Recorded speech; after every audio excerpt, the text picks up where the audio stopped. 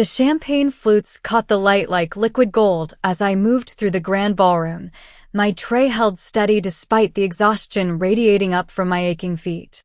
The Harborview Grand Hotel's crystal chandeliers threw dancing shadows across marble floors so polished I could see my reflection, a ghost in a crisp white shirt and black vest, invisible among the designer gowns and $1,000 suits. The air was thick with imported perfume, top-shelf whiskey, and something else I'd learned to recognize after 4 years serving Harbor City's elite. The scent of power, a heady mix of old money and newer ambition that seemed to coat everything it touched. Champagne? I offered to a woman draped in diamonds, my voice quiet and carefully neutral. She lifted a glass from my tray without so much as a glance in my direction, her eyes never leaving the conversation she was having with a silver-haired man in an Italian suit. I might as well have been furniture. After this long, I was used to it. Invisibility came standard with the uniform.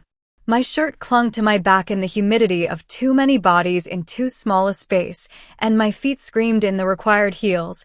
We were only 3 hours into this 8-hour marathon, a black-tie charity gala for the Children's Hospital. The irony wasn't lost on me that half these people probably couldn't name a single child in their lives, but I'd volunteered for the extra shift anyway. Rent was due in 5 days, and the tips from events like this could mean the difference between keeping the lights on and choosing between electricity and groceries in my cramped 2-bedroom apartment. My daughter Emma was at my mother's again. At 5 years old, she was already too familiar with the phrase, "Mommy has to work tonight." The thought sent a familiar pang through my chest. "Excuse me," I murmured automatically as a man in a charcoal suit nearly collided with me, his phone pressed to his ear, his expression annoyed that I dared to occupy his path. He didn't apologize. They never did. I studied my tray with practiced efficiency and kept moving, weaving through the crowd with the muscle memory of someone who'd learned to navigate these gilded spaces without ever truly belonging to them. That's when I saw him. A little boy, maybe 6 or 7 years old, sitting completely alone at a table near the floor-to-ceiling windows. While other children chased each other across the dance floor in small packs, shrieking with laughter, he sat perfectly still. His small hands moved with methodical precision, arranging the silverware in front of him, fork, knife, spoon, fork, knife, spoon, each piece aligned with exacting care. His dark hair was neatly combed, his tiny tuxedo immaculate, complete with a crisp white bow tie and a pocket square that probably cost more than my weekly paycheck. But it wasn't the expensive clothes that caught my attention. It was the bubble of emptiness surrounding him. The way the crowd seemed to flow around his table like water around a stone, never quite touching, never quite acknowledging. In a ballroom full of people desperate to be seen, this child was utterly invisible. I continued my rounds, refilling glasses and clearing empties, but my gaze kept drifting back to that corner table. A couple approached. I watched them take 2 empty chairs from his table without a word, without even looking at him, and carry them away. The boy didn't react, didn't look up, just continued his careful arranging with singular focus, his small face a study in concentration. "Teresa, Table 12 needs water, and don't forget the dessert service starts in 15, my supervisor Marcus hissed as he swept past, his clipboard clutched like a shield against the chaos. I nodded, but my feet had already changed direction. I was moving toward the boy before I'd consciously decided to, drawn by something I couldn't quite name. Maybe it was the isolation. Maybe it was the way he reminded me of Emma when she felt overwhelmed at daycare. Maybe it was just that I knew what it felt like to be in a room full of people and still be completely alone. I was close enough now to hear the whispers. 2 women in evening gowns, their voices pitched low but not low enough, their eyes cutting toward the boy with something between pity and distaste. "That's Jordan's son. The autistic one." I heard the mother left. Can you imagine being stuck with that family and a defective child? Shoo, for God's sake. Do you have a death wish? Daniel Jordan doesn't forgive insults. The glasses on my tray rattled as my hands tightened with sudden, white-hot anger. I thought of Emma, of the fierce love that consumed me every time I looked at her, of what I would do to anyone who dared call her defective. Before I could think better of it, before self-preservation could override instinct, I turned to face them. "He can probably hear you," I said quietly, my voice steady despite the adrenaline flooding my system. Children aren't deaf just because they're different. Four pairs of shocked eyes turned to me, their expressions ranging from surprise to outrage that the help had dared to speak. A woman with a pinched face and earrings the size of quail eggs raised one perfectly sculpted eyebrow. "Excuse me." I should have backed down. Should have apologized and disappeared into the background where I belonged. Instead, I heard myself say, "Maybe try some basic human decency." I turned and walked away before they could respond, my heart hammering against my ribs. Stupid, stupid, stupid. I needed this job. I couldn't afford to antagonize guests who donated enough money to have hospital wings named after them. The orchestra shifted to a waltz, the melody drifting through the ballroom like an invitation. Around me, the crowd was pairing off for the traditional family dance, fathers twirling daughters, mothers swaying with sons, a saccharine display of picture-perfect families. I watched a little girl in pink tulle drag her laughing father onto the floor and felt the familiar ache in my chest thinking of Emma, who'd never had a father to dance with. My eyes found the boy again. He'd stopped arranging his silverware and was watching the dancers now, his small body very still, his expression a mixture of longing and confusion that cracked something open inside me. I set down my tray.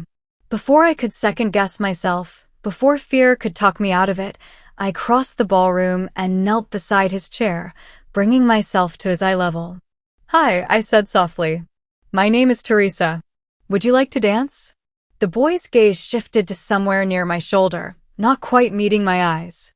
"I don't know how," he said, his voice clear and precise. "And I'm a boy. Boys don't usually get asked." "Well, I'm asking," I smiled. "And it's easy. I can show you. But only if you want to. You can say no, that's perfectly okay too." For a long moment, he stared at my outstretched hand. Then, with careful deliberation, he placed his small palm against mine. "Okay," he said simply.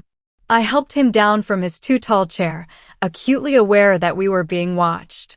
Not just by the whispering women, but by others now, heads turning, conversations pausing, the ripple of attention spreading through the ballroom like a stone dropped in still water.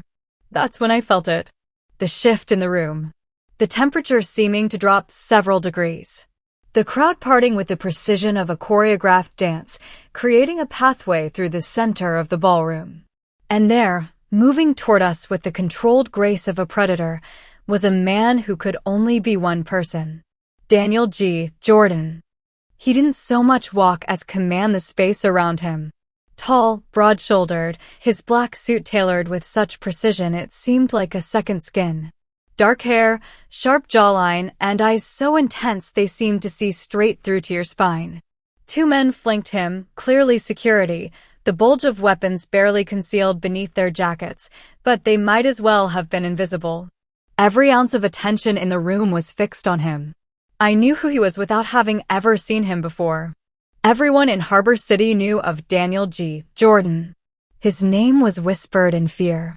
His business empire, legitimate and otherwise, controlled half the city. His charitable donations made headlines even as everyone pretended not to know where the money came from. The Mafia boss. The king of Harbor City's Underworld. The monster in an expensive suit. And I was holding his son's hand. The boy looked up at me, his expression unchanging. "That's my dad," he said matter-of-factly. "He's coming over here." My mouth went dry. My instinct screamed at me to let go, to step back, to disappear into the crowd. But the small hand in mine kept me rooted in place. Daniel G. Jordan stopped 3 feet away from us. Up close, he was even more intimidating, a scar traced along his left jawline. His cologne smelled like cedar and something darker, like smoke or gunpowder. Power radiated from him in almost visible waves. His dark eyes moved from his son to me, and I felt the full weight of his attention like physical pressure. "Miss," he said finally, his voice deep and accented, something Eastern European that turned the single word into something almost dangerous. I lifted my chin, refusing to show the fear coursing through me. "Sir." His gaze dropped to where my hand still held his son's. For a heartbeat, I thought I saw something flicker across his face, surprise, perhaps, or something softer I couldn't identify.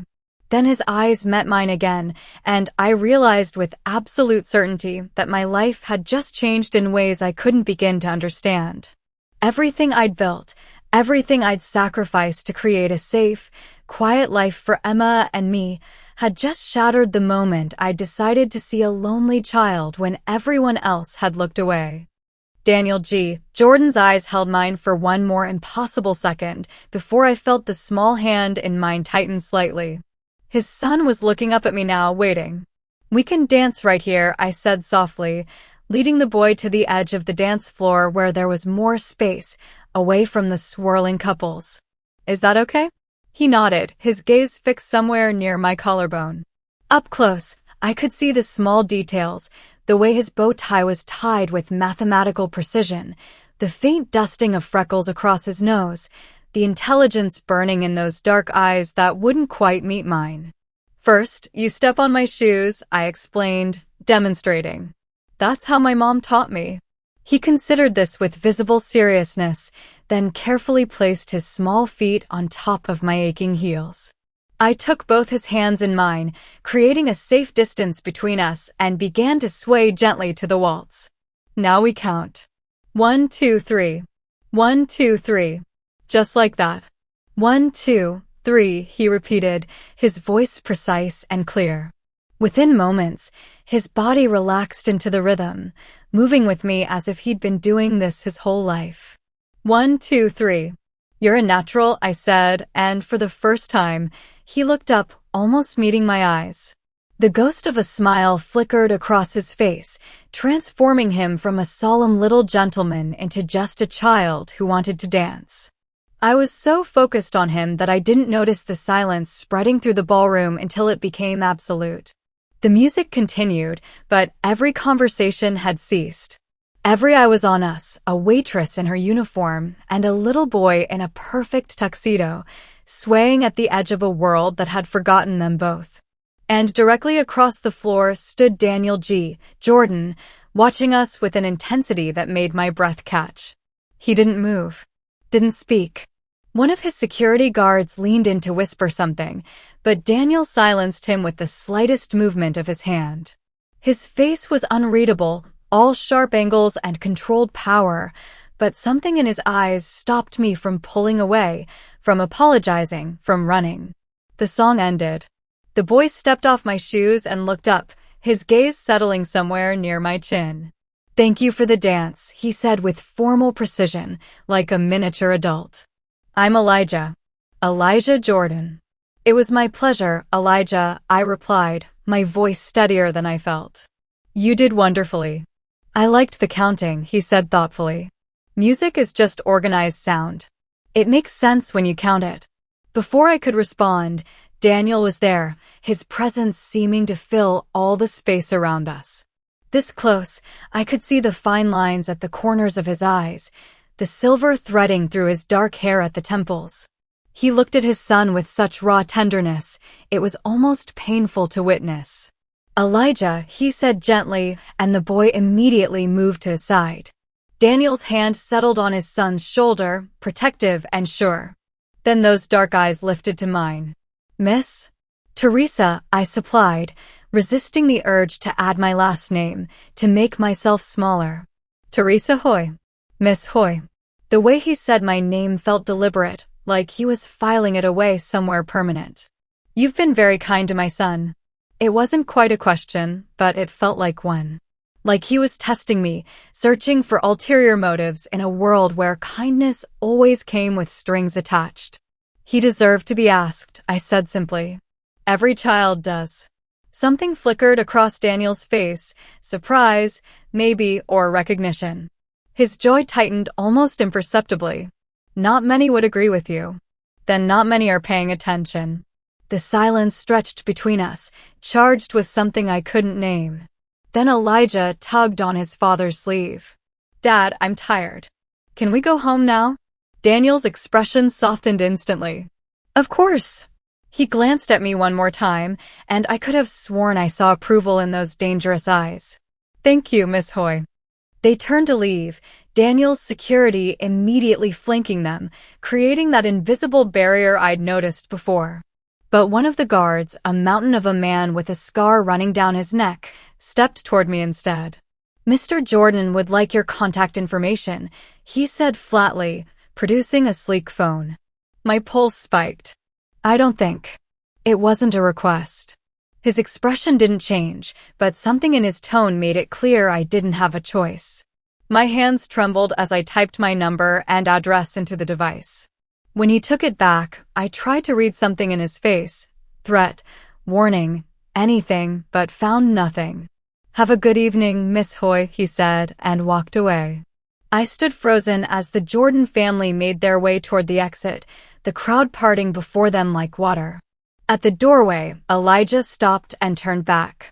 His small hand lifted in a wave, and clutched in his palm was something small and purple, a stress ball I'd slipped him when I first knelt down, something I always carried for my own anxiety. He was smiling. Beside him, Daniel G. Jordan followed his son's gaze directly to me. Even across the vast ballroom, I felt the weight of his stare, the dark promise of it. He inclined his head slightly, acknowledgement, warning, or something else entirely, I couldn't tell.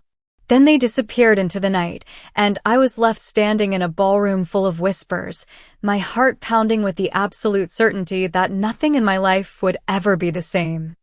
I made it home at 2 a.m, my feet screaming, my back aching, and my mind still replaying the moment Daniel G. Jordan's eyes had locked onto mine. Emma was asleep in my mother's guest room, so I collapsed onto my lumpy couch in the silent apartment, staring at the water stain on the ceiling and wondering what I'd just done. The answer came at 11 the next morning, halfway through my shift at Riverside Diner. I was refilling coffee for a regular when the bell above the door chimed. The man who entered didn't belong here, not in his tailored black suit, not with the bulge of a weapon barely concealed beneath his jacket, not with the way his eyes swept the room with professional assessment before landing on me. The diner went quiet. He approached my station with measured steps. Teresa Hoy? My hand trembled, coffee sloshing dangerously close to the rim of the pot. Yes, Vincent Romano. I work for Mr. Jordan. He produced a cream-colored envelope from his jacket. For you. I set down the coffee pot before I could drop it and accepted the envelope with numb fingers. The paper was heavy, expensive, the kind that whispered old money and power. Inside was a handwritten note in elegant script and a check that made my vision blur. Miss Hoy, your kindness to my son last night was both unexpected and precious. Please accept this small token of my gratitude. A car will collect you at 3 p.m. today to discuss a matter of mutual benefit. D.G. Jordan. $5,000. The check was for $5,000. I can't accept this, I whispered, but even as I said it, my mind was calculating rent, utilities, Emma's preschool fees, the transmission problem in my ancient Honda. Mr. Jordan insists. Vincent's expression was unreadable. The car will be waiting outside at 3. Your mother has agreed to watch your daughter. Ice flooded through my veins. You contacted my mother? Mr. Jordan did. This morning. Something that might have been sympathy flickered across his face. He's very thorough. After Vincent left, I called my mom with shaking hands. Oh, sweetheart, yes, a very polite man called earlier, she said cheerfully. Said you'd done his son a kindness, and he wanted to thank you properly. Of course I'll watch Emma. This sounds important. I wanted to scream that she didn't understand, that Daniel G. Jordan wasn't the kind of man who simply wanted to say thank you. But how could I explain when I didn't understand it myself? At 2:45, I changed from my grease-stained uniform into the nicest clothes I owned, jeans without holes, a clean blue sweater, flats that didn't have worn-through soles.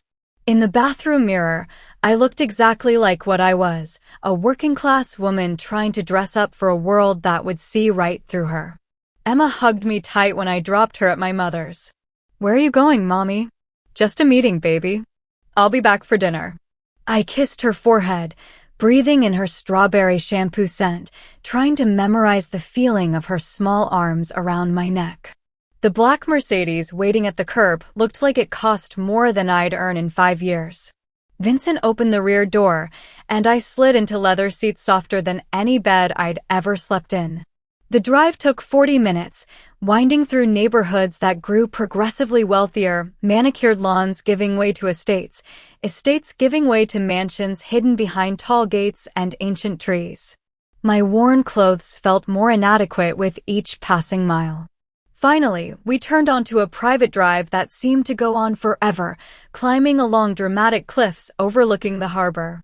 Then the trees parted, and I forgot how to breathe. The Jordan estate wasn't just a house, it was a fortress.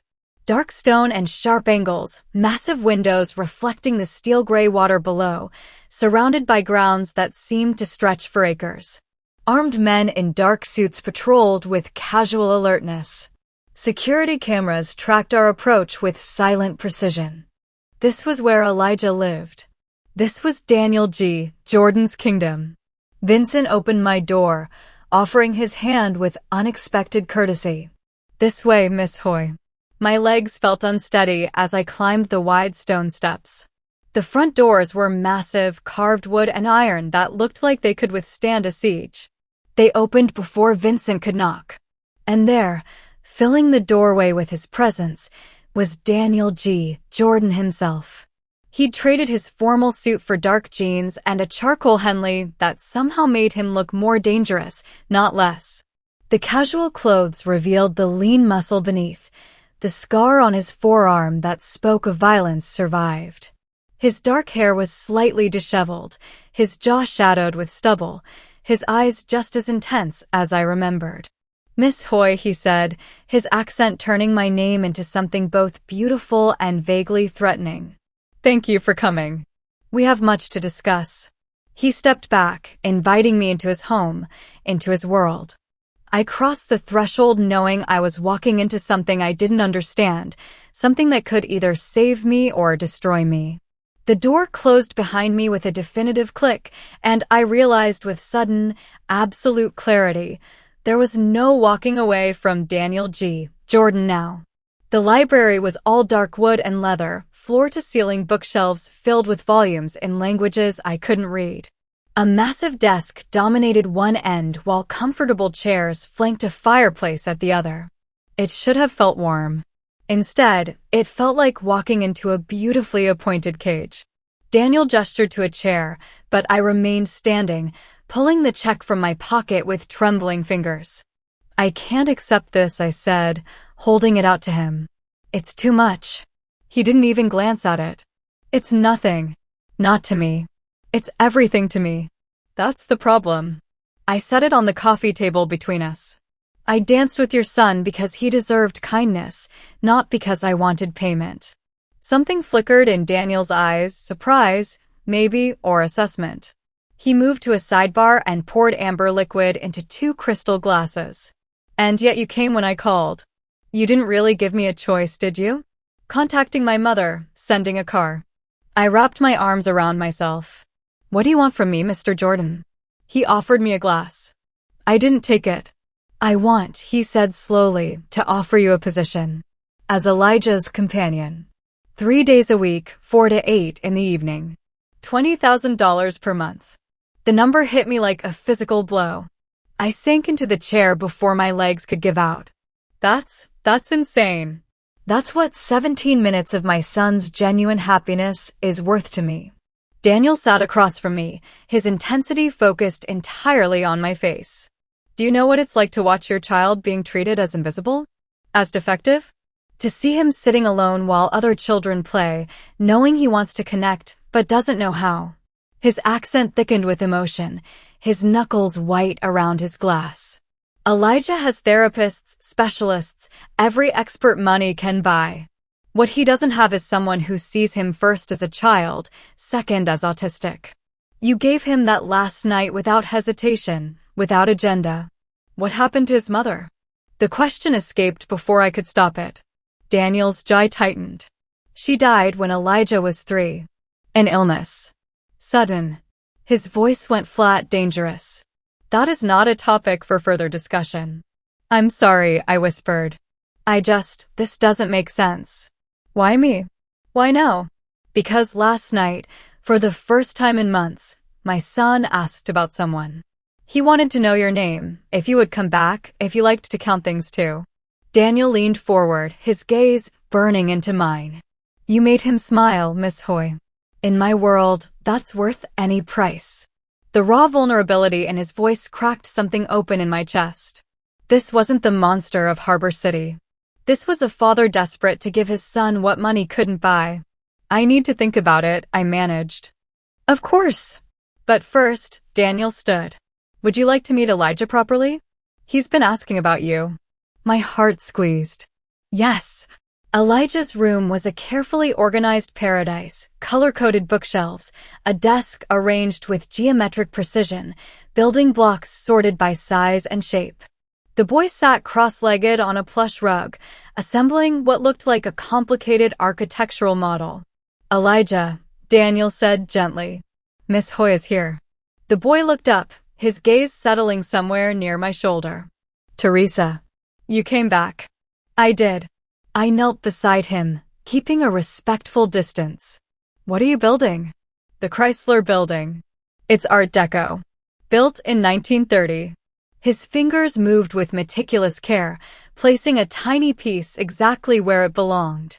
Do you like architecture? I don't know much about it, but I'd love to learn.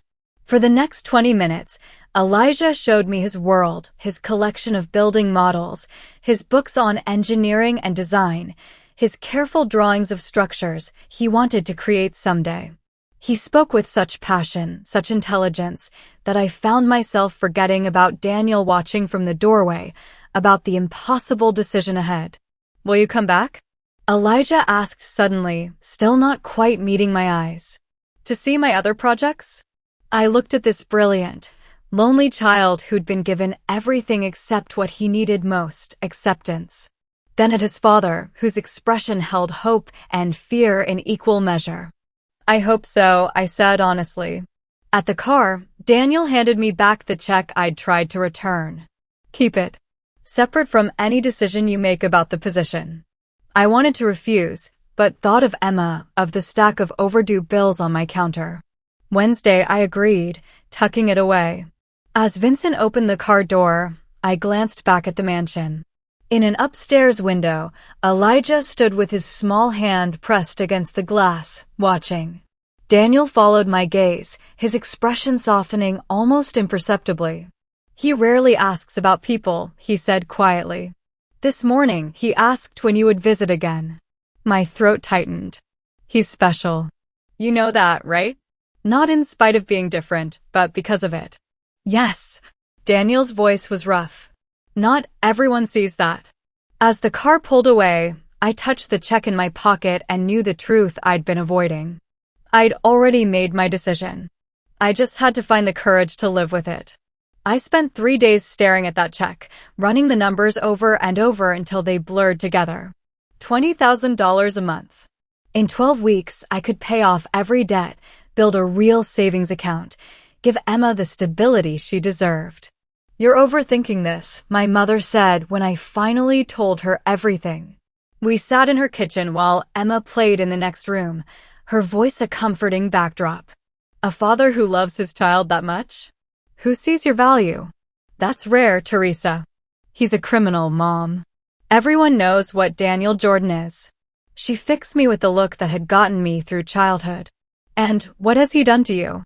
Offered you more money than you've ever seen to spend time with a lonely little boy who reminds you of Emma when she's overwhelmed. She squeezed my hand. Sometimes the monsters we fear aren't as dangerous as the poverty we know. I called Daniel on Wednesday morning, my hands shaking as I dialed the number Vincent had left. Miss Hoy. His voice was calm, unsurprised, like he'd known exactly when I'd call. Have you made your decision? Yes. I took a breath. I accept. But I have conditions. A pause. Then, with what might have been approval, I'm listening. That afternoon, I returned to the estate. This time, Daniel led me to a sun-filled conservatory overlooking the gardens. We sat across from each other, and for the next hour, I learned what it meant to be the father of a neurodivergent child in a world that valued conformity above all else. Elijah is autistic, yes, Daniel said, his fingers steepled in front of him. But that word tells you nothing about who he is. He has hyperlexia, he could read at 3. Perfect pitch. An eidetic memory for spatial relationships. Pride colored his voice. He experiences the world differently, not less. Society's failure to understand that is not his deficit. It's theirs. I watched him explain his son's sensory sensitivities, communication preferences, need for routine and predictability. This wasn't a man who'd simply hired experts and walked away. This was a father who dedicated himself to understanding every facet of his child's existence. The other children at events like the gala, I said carefully. They avoid him because their parents teach them to. Yes. Bitterness crept into Daniel's voice. The same people who smile at me, who take my donations, who pretend to be progressive and accepting, they steer their children away from my son like he's contagious. His jaw tightened. That's why your simple act of kindness meant everything. We discussed schedules, boundaries, expectations. Daniel was meticulous, professional, treating me like a colleague rather than hired help. It was disorienting and unexpectedly respectful. Then he hesitated, and I saw uncertainty cross his face for the first time. There's something else I'd like to ask. Your daughter, Emma, yes. At my nod, he continued.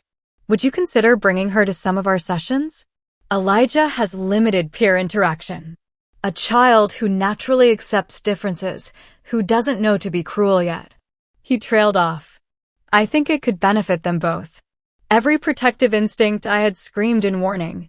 Bringing Emma here meant exposing her to this world, to whatever dangers came with proximity to Daniel G. Jordan. But I thought of Elijah's lonely face, of Emma's easy compassion, of the friendship that could bloom between two children who deserved better than the world had given them. Only if she wants to, I said finally. And the moment I feel it's not safe, you leave. No questions asked. I give you my word. The word of a Mafia boss. It should have meant nothing. But looking into his eyes, seeing the vulnerability there, I believed him. Then yes, we can try. Something shifted in Daniel's expression, relief so profound it was almost painful to witness. Thank you. You have no idea what this means. I think I'm beginning to. He stood, retrieving a sleek smartphone from his desk. For security purposes. This line reaches me directly. Day or night. If you need anything at all, you call. I took the phone, understanding the weight of what he was really saying. Protection. Access.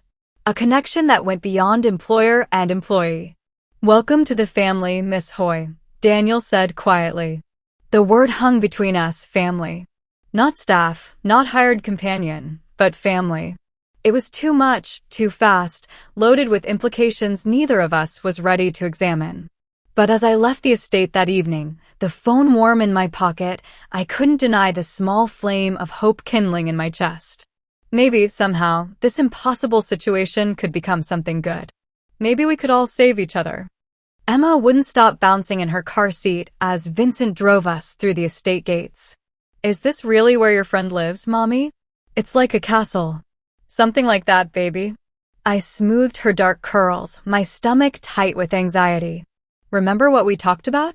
Elijah might not want to hug or hold hands right away, and that's okay. I remember. Different doesn't mean wrong. She recited my words with 5-year-old certainty, and I prayed I wasn't making a terrible mistake. Daniel met us at the door, and I watched his expression soften as he crouched to Emma's level, careful not to crowd her. You must be Emma. Elijah has been very excited to meet you. Hi, Mr. Jordan. Mommy says you have a big library. I love books. Her enthusiasm was fearless in a way that made my heart ache.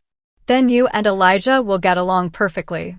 He stood, his eyes meeting mine with quiet understanding. Shall we? The conservatory had been transformed.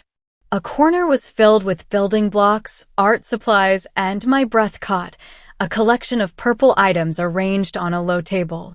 Purple crayons, a purple stuffed elephant, purple ribbons. You researched her favorite color, I whispered. Daniel's expression was carefully neutral. It seemed important. Elijah sat near the blocks, his posture rigid with anticipation. When Emma entered, he looked up, his gaze settling near her shoulder. Hello, he said formally. I'm Elijah. I'm 6 years old. Do you like to build things? Emma tilted her head, studying him with the unfiltered directness of childhood. I'm Emma. I'm 5. I like purple things and building and stories. Do you like stories? Sometimes. When they have clear beginnings and endings. He gestured to the blocks. Would you like to build a tower? We could make it purple and regular colors. Just like that, they were on the floor together, Emma chattering about her preschool while Elijah carefully explained structural integrity. I watched, my throat tight, as my daughter's easy acceptance drew small smiles from the boy who'd sat alone at that gala. She's remarkable, Daniel said softly beside me. Like her mother. The compliment caught me off guard. She doesn't know how to be cruel yet. I hope she never learns. With you as her example, I doubt she will. We settled into chairs near the children, but not hovering, close enough to supervise, but far enough to let them build their own connection. The afternoon unfolded with surprising ease, the children's tower growing taller, Daniel's cook appearing with fresh cookies and milk, Emma's delighted laughter when Elijah showed her how to make the blocks balance at impossible angles. She's a good influence, Daniel observed, watching his son explain something about angles and weight distribution while Emma listened with rapt attention. He's talking more than usual. Less scripted. She doesn't expect anything from him except to be himself. I accepted a cup of tea from the cook, the china delicate in my work-roughened hands. That's easy when you're 5. It should be easy at any age. Bitterness crept into his voice. My wife understood that. She saw Elijah's brilliance before his diagnosis, after it, always. He paused. She would have liked you. The intimacy of the statement made my pulse quicken. What was she like? Fierce. Stubborn. She refused to let the world diminish him. Daniel's gaze grew distant. When she got sick, her only fear was leaving him vulnerable. She made me promise I'd protect him, help him thrive. His voice roughened. Some days I'm not sure I'm keeping that promise. You are, I said with quiet certainty. Look at him. Elijah was laughing, actually laughing, as Emma made exaggerated faces while building. The sound was pure and unexpected, transforming his serious face into something lighter. Daniel's expression cracked open, raw emotion flooding through before he could mask it. Our eyes met, and suddenly I was drowning in the intensity of his gaze, in the shared recognition of this perfect, fragile moment. Thank you, he said, his voice barely above a whisper. For this. For seeing him. For. His hand moved to emphasize a point, brushing against mine on the armrest. The contact was electric, brief, but burning. Neither of us moved away immediately. His fingers were warm, calloused in unexpected places, and I felt the touch all the way to my bones. Daniel, I breathed, then caught myself. Mr. Jordan, Daniel is fine. His thumb traced the edge of my knuckle, a touch so light it might have been accidental. When it's just us. The air between us felt charged, dangerous. I pulled my hand away, my heart hammering against my ribs. This was my employer. A man whose world was built on violence.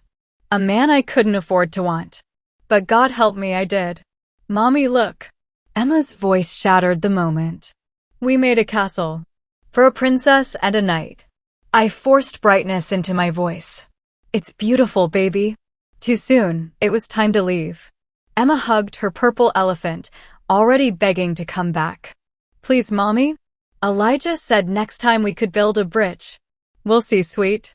I stopped. Elijah had moved closer to Emma, his hand slowly extending toward hers. She waited, perfectly still, until his fingers briefly touched hers, the lightest contact, there and gone. Thank you for playing with me, he said with careful formality. I hope you come back. Emma beamed. Me too. You're my friend now. When I looked up, Daniel was watching the children with such naked longing, such desperate hope, that I had to look away before I did something foolish. Like reach for him. Like promise to never leave. Same time next week? I managed, gathering our things with trembling hands. Daniel's eyes met mine, dark and fathomless. I'll count the days, he said quietly.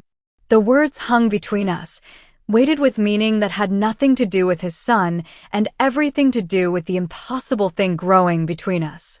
As Vincent drove us away, I touched the place where Daniel's hand had brushed mine and wondered how I'd ever thought I could keep my heart out of this. I was already falling, and there was no safety net to catch me. By our fourth visit, the routine had settled into something comfortable. Emma and Elijah building elaborate structures, while Daniel and I watched with coffee and quiet conversation. But today, Elijah seemed distracted, his gaze drifting to his bedroom door every few minutes. Is something wrong? I asked gently. He looked at Emma, then at me, his decision visible in the way his small shoulders straightened. I want to show you something. Something important. We followed him upstairs to his meticulously organized room. He went to his desk, opened a drawer with careful precision, and withdrew a wooden box wrapped in blue silk. This was my mother's, he said, his voice softer than usual. Dad gave it to me to keep safe. He unwrapped it reverently, revealing a music box of polished mahogany inlaid with mother-of-pearl. His small fingers wound the key at the base, and when he opened the lid, a haunting melody filled the room, Tchaikovsky's Swan Lake, achingly beautiful. She danced to this when she was young, Elijah explained, his eyes fixed on the tiny ballerina pirouetting inside. Dad says she was graceful like a bird. My throat tightened. Emma moved closer, silent for once, instinctively understanding the sacredness of the moment. It's beautiful, I whispered. Thank you for sharing it with us. I didn't hear Daniel enter, but suddenly he was there in the doorway, frozen as the melody washed over him. The careful control he always maintained cracked, his face transforming with grief so raw it hurt to witness. Elijah looked up. Dad, I was showing Teresa Mom's music box. Is that okay? Yes. Daniel's voice was rough, barely audible. That's yes, son. That's fine. The music wound down, the ballerina slowing until she stopped mid-turn. Elijah carefully closed the box and rewrapped it, returning it to its special place. Emma, would you like to see my rock collection? He asked with forced brightness, clearly sensing his father's distress. They're organized by geological period. Really? That sounds cool. Emma followed him to the other side of the room, giving us space neither child had asked for but both understood we needed. I turned to Daniel, who stood rigid, his jaw clenched against emotion. Without thinking, I reached for his hand. I'm sorry, I said softly. I know that must be. She died when he was 3.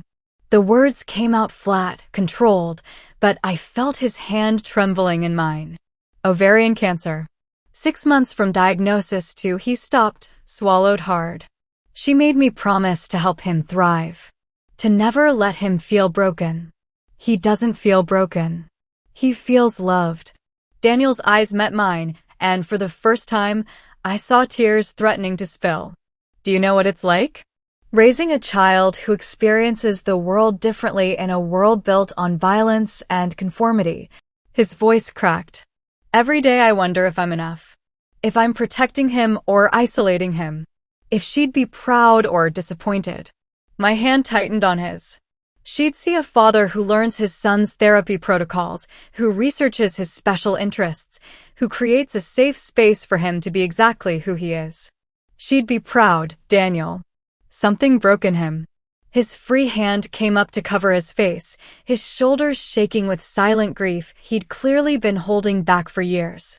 I did the only thing I could. I stepped closer, my hand moving to his shoulder, offering the comfort of presence. "You're not alone in this," I whispered. "Not anymore." His hand dropped from his face, catching mine against his chest. I could feel his heartbeat, rapid and strong beneath my palm. We stood like that, too close, his grief and my compassion tangling into something neither of us had words for. "Look, Mommy." Emma's voice broke through. "This one has actual fossils inside." We stepped apart quickly, professional distance reasserting itself. But something fundamental had shifted. I'd seen Daniel not as the dangerous Mafia boss or even just as Elijah's devoted father, but as a man lonely, grieving, doing his best with impossible circumstances. Just like me. Later, as we prepared to leave, Daniel walked us to the car himself, a break from his usual routine of watching from the doorway. "Thank you," he said quietly, his eyes holding mine in the fading light. "For today. For seeing us." I understood he meant both him and Elijah. Both invisible in their own ways, one through neurodivergence, one through the mask he wore to survive his world. "You're not invisible to me," I replied, the words echoing our first meeting. His hand lifted, hesitated, then cupped my cheek with heartbreaking gentleness. The touch lasted only a heartbeat, warm, careful, full of everything we couldn't say. Then he stepped back, the wall rebuilding between us. But as Vincent drove us away, I touched my cheek where his hand had been, feeling the ghost of his warmth against my skin. Everything had changed. We both knew it. The question was, what were we going to do about it? 6 weeks in, and Emma talked about Elijah constantly. My best friend, she called him, with the absolute certainty of childhood.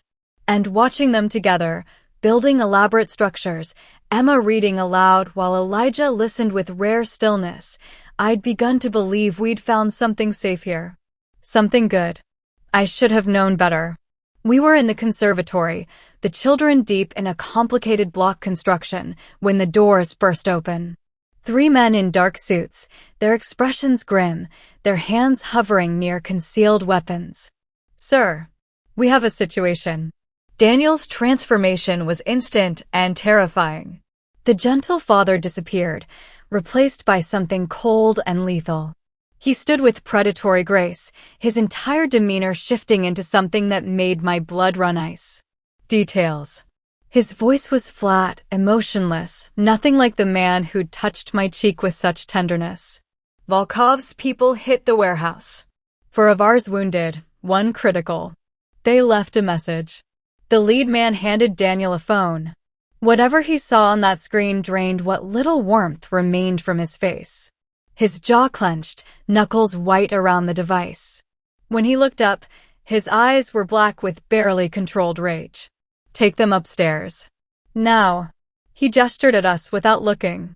"Vincent, lockdown protocol." "Daniel," I started, but he was already moving, barking orders in Russian, his accent thickening with fury. Vincent appeared at my side, his hand firm but gentle on my shoulder. "Miss Hoy, please." "The children." Emma's face had gone pale, her hand clutching mine.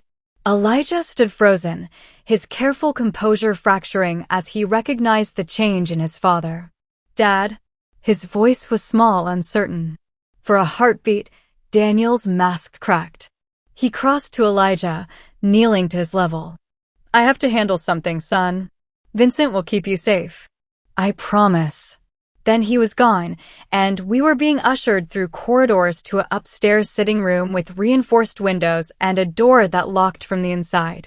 Through the walls, I heard fragments, raised voices, Daniel's cutting through like a blade. Words in Russian and English, retaliation, message, blood.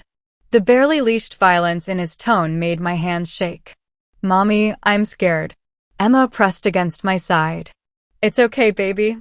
I pulled both children close, Elijah's rigid body slowly relaxing against me.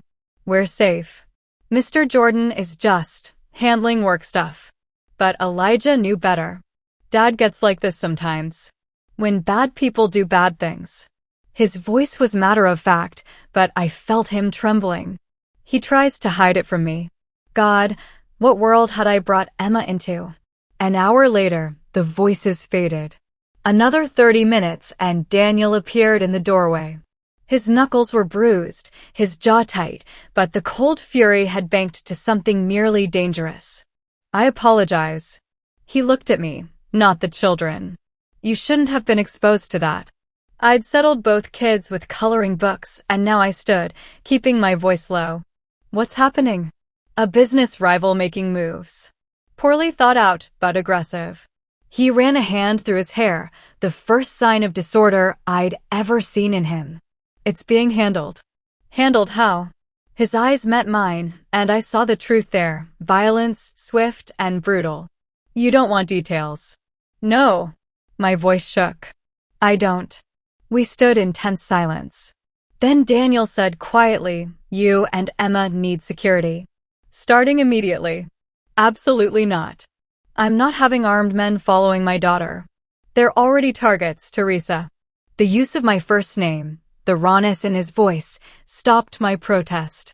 Anyone connected to me becomes leverage. And you, his control fractured. I cannot lose anyone else. Do you understand? I can't. His hand reached for mine, desperate, and I saw it then, the terror beneath his rage. Not fear of retaliation, but fear of losing what he'd found. Of losing us. This is insane, I whispered. This whole situation. I should take Emma and what? Go back to working yourself to exhaustion? Living paycheck to paycheck. His grip tightened. You think they won't find you because you leave? You've been seen with me with Elijah. That's enough. So I'm trapped. You're protected. He pulled me closer, his voice dropping. Accept the security detail. Let me keep you safe. Please. I looked past him to where Emma sat with Elijah, their heads together over a coloring page. Leaving would devastate both children. Staying meant accepting that Daniel's world had become mine whether I'd chosen it or not. 1 week, I said finally. If this isn't resolved, it will be. The promise in his voice was absolute and terrifying. That night, I stood at my apartment window, watching the dark sedan parked across the street. Daniel's men, guarding us without permission, without question. My phone rang. I know you didn't ask for this. Daniel's voice was rough, exhausted. I know you deserve better than my world. Daniel. But I will not let anything happen to you or Emma. I can't. A pause. I won't. My hand trembled against the glass. What if staying puts us in more danger than leaving? Then I'll burn this city to the ground to keep you safe. The words should have horrified me. Should have sent me running. But standing in my dark apartment, knowing Emma slept peacefully because dangerous men stood guard outside, I felt something else entirely. Relief. Gratitude. And something deeper I wasn't ready to name. Does that terrify me or comfort me? I whispered. I don't know, Daniel replied. But I hope God, Teresa, I hope it's the latter. The line went quiet, but neither of us hung up. Outside, the city glittered with ordinary dangers. Inside, I was falling for a man who'd promised to destroy it all to keep me safe. And I was no longer sure if that was love or madness. Maybe in Daniel's world, they were the same thing. 2 weeks of armed shadows following us to preschool, the grocery store, my mother's apartment. 2 weeks of Emma asking why the nice men in the car were always there. 2 weeks of pretending this was normal while my heart raced every time a car backfired. But the threat had quieted. Daniel's retaliation, whatever form it took, had been effective. And slowly, impossibly, I'd begun to breathe again. My birthday is in 12 days, Elijah announced during our visit, his tone careful. I'll be 7. Daniel looked up from his laptop, surprise flickering across his face. Yes, you will. I was thinking. Elijah arranged his blocks with meticulous precision, not meeting anyone's eyes. Maybe I could have a party? A small one. Just Teresa and Emma. And maybe Uncle Victor. The room went utterly still. Daniel set down his laptop slowly, his expression caught between hope and disbelief. You want a party? His voice was rough. Are you certain? We've tried before and… I know. Too loud. Too many people.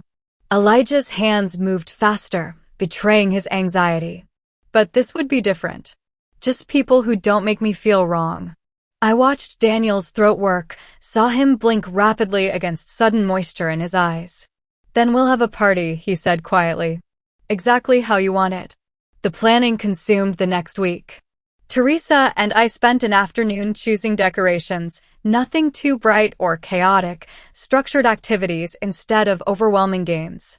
Daniel listened to every suggestion, then surprised me by asking, would you come with me to get supplies? I could use perspective. So we went shopping together, an absurdly domestic task that felt more intimate than it should. Walking through party stores with Daniel G. Jordan, debating whether blue or green streamers would be less visually overwhelming, watching him carefully select noise-canceling headphones as a gift, in case it gets too much, it was surreal and tender and dangerous. You're good at this, I said as he compared two nearly identical packages of plates. At shopping, his mouth quirked. At being his father. At seeing what he needs. His hand found mine between the aisles, his fingers threading through mine with casual intimacy that made my breath catch. To anyone watching, we looked like a couple. Like partners. Like something real. I'm good at it because you showed me I could be, he said quietly. The party was perfect, 6 people in the conservatory, soft music, structured activities that Elijah had helped plan. Emma presented him with a drawing she'd made of the two of them, and his face lit up with pure joy. When he blew out the candles, surrounded by people who loved him exactly as he was, Daniel's control finally shattered. He stood abruptly and walked outside to the terrace, his shoulders rigid. I followed without thinking. I found him gripping the stone balustrade, his head bowed, shoulders shaking with silent sobs. She should be here, he choked out. His mother should be here to see this. To see him so happy so. Daniel. I touched his back, felt the tremor running through him. She'd be so proud. Of him. Of you. He turned, and the devastation in his face broke something open in my chest. I never thought he'd want this. Want people. Want to celebrate. His hand cupped my face, trembling. You did this. You made him believe he could be happy. We did it together. His thumb traced my cheekbone, and suddenly the air between us was electric. I saw the moment he decided, the instant before he lowered his mouth to mine. The kiss was gentle at first, questioning. Then I pressed closer and it deepened, months of tension and longing and impossible connection pouring into that single point of contact. His hands slid into my hair, mine fisted in his shirt, and for a heartbeat, nothing else existed. I'm falling for you, he breathed against my lips. God help me, Teresa, I know. Me too. The admission hung between us, terrifying and inevitable. We crossed a line we could never uncross. Daddy? Teresa? Elijah's voice called from inside. We're ready for cake. We pulled apart, both breathing hard. Daniel rested his forehead against mine. This is complicated. Understatement of the century. I don't care. His voice was fierce. I don't care if it's complicated or dangerous or impossible. I want this. Want you. Want. A family, I finished. So do I. Inside, the children waited. Emma grabbed my hand, Elijah took Daniel's, and someone, Victor, Daniel's scarred but surprisingly gentle security chief, insisted on a photograph. The 4 of us together, Daniel's arm around my waist, both children beaming between us. We looked like a family. An impossible, patchwork family built from loneliness and need and unexpected love. That night, after everyone left and the children slept, Daniel and I stood on his terrace overlooking Harbor City's glittering lights. This is dangerous, I whispered, meaning us. Meaning the feelings I could no longer deny. I know. He pulled me against him, solid and warm. I've built my entire life on controlling variables, minimizing risk, calculating outcomes. His hand cupped my face, tilting it up to his. But you're the most dangerous thing I've ever encountered. Why? Because you make me hope. His voice cracked. Hope for things I thought I'd lost. A partner. A family. Something beyond survival. Below us, the city sparkled, beautiful and treacherous, full of dangers I was choosing to ignore. Then hope with me, I said, pulling him down for another kiss. Whatever comes, we'll face it together. It was a promise I had no right to make, in a world I didn't understand, with a man whose hands were stained with violence I'd never see but always know existed. But as Daniel kissed me under the stars, his arms tight around me like he'd never let go, I chose it anyway. Chose him. Chose us. Chose hope over fear. And prayed it would be enough. I woke in Daniel's bed, morning light filtering through curtains that probably cost more than my monthly rent used to. His arm was heavy across my waist, his breathing slow and steady against my neck. For a moment, I let myself pretend this was normal, waking beside the man I loved, children safe down the hall, a future stretching ahead. Then my phone buzzed. Reality right on schedule. The morning unfolded with surprising domesticity. Daniel made coffee while I scrambled eggs, both of us moving around his massive kitchen with tentative coordination. Emma and Elijah appeared, sleep-rumpled and giggling about some shared dream, settling at the table like this was routine. Can we have pancakes next time? Emma asked through a mouthful of toast. Next time, Daniel confirmed, his hand finding mine under the table. Next time. Like we had dozens of mornings ahead of us. Like this fragile happiness couldn't shatter. Victor burst through the door at 8:47, his expression grim. Sir. Volkov's people hit the downtown shipment. 3 casualties. They're pushing hard. Daniel's transformation was instant, the tender father disappearing behind the commander's mask. Lockdown protocol. No one leaves the estate. His eyes found mine. I mean it, Teresa. You and Emma stay here. Daniel. Please. His hand cupped my face, desperate. Trust me. Just for today. So we stayed.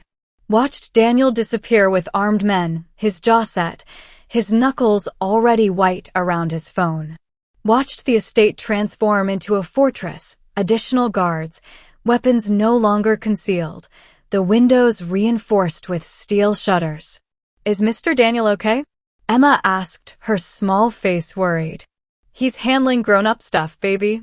I pulled both children close, keeping my voice steady. We're safe here. The hours crawled.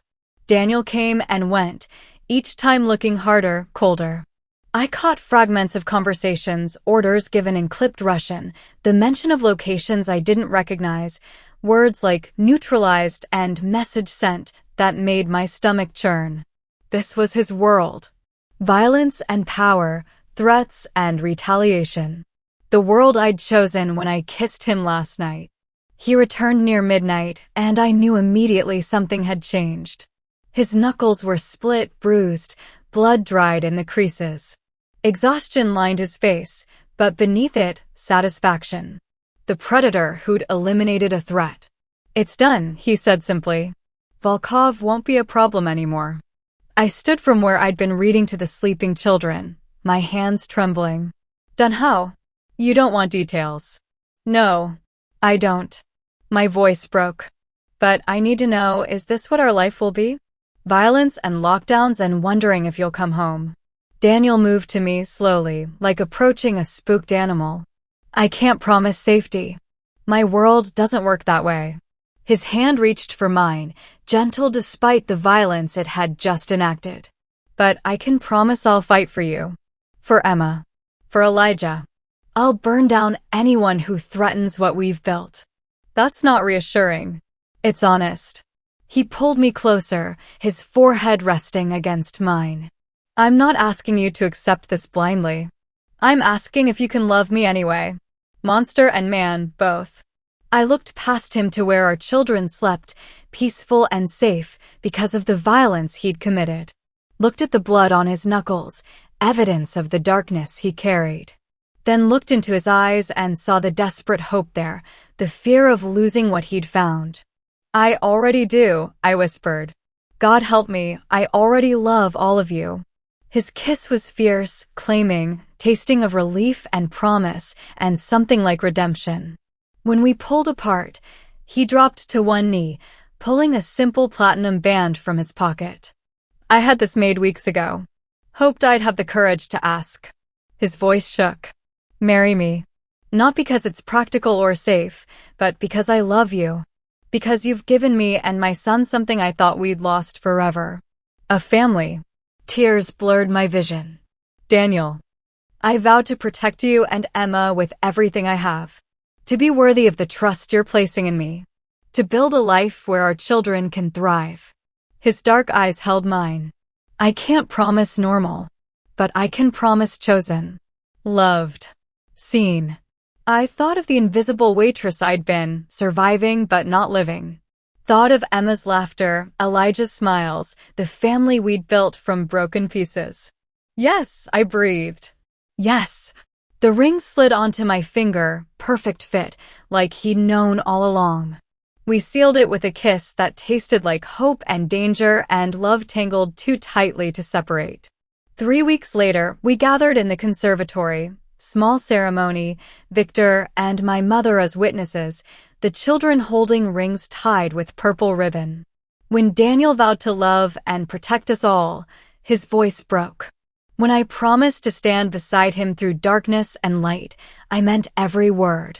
Now, months later, I sit in that same conservatory, watching Emma and Elijah build an elaborate block city. Daniel's arm is warm around my shoulders, his thumb tracing absent patterns on my skin. "Are you happy?" he asks quietly. I look at our children, best friends, both confident in ways they weren't before. Look at the armed guards visible through the windows, the reality of our life. Look at this man who'd burned down his enemies to keep us safe. "I'm seen," I reply, turning to kiss him softly. "For the first time in my life, I'm truly seen. And loved," he adds. "So completely loved." Outside, Harbor City glitters with dangers we've learned to navigate. Inside, there's laughter and blocks and the simple miracle of family. Not perfect, not safe, but ours. Emma runs over, purple ribbons in her hair, Elijah following with careful steps. "Can we have hot chocolate?" she asks. "With the tiny marshmallows?" "The tiny ones are structurally superior," Elijah adds seriously. "Less likely to create uneven melting patterns." Daniel laughs, a sound that still surprises me with its warmth. Tiny marshmallows it is. As I watch him head to the kitchen, our children trailing behind, I think about the woman I was, invisible, afraid, barely surviving. And the woman I've become, seen, loved, fiercely protected and fiercely protecting in return. The monster of Harbor City is making hot chocolate for our children. And I wouldn't change a single dangerous, complicated, beautiful thing about it. This is our family. Hard one, unconventional, built on trust and violence and love tangled together. And it's everything.